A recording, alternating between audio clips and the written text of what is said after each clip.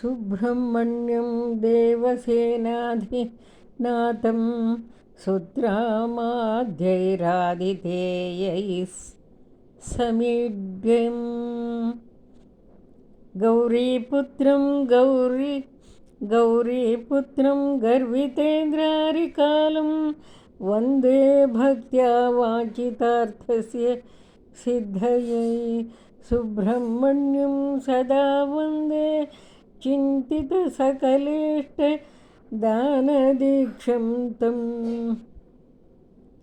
दुष्टदैत्यविनाशनं देवसेनानायकं दीनरक्षणतत्परं दयापारावारं भवभीतिनिवारणं Bhavani प्रियतनयं भुक्तिमुक्तिफलप्रदं भारतीतीर्थसेवितं भुक्तिमुक्तिफलप्रदं भारतीतीर्थसेवितम्।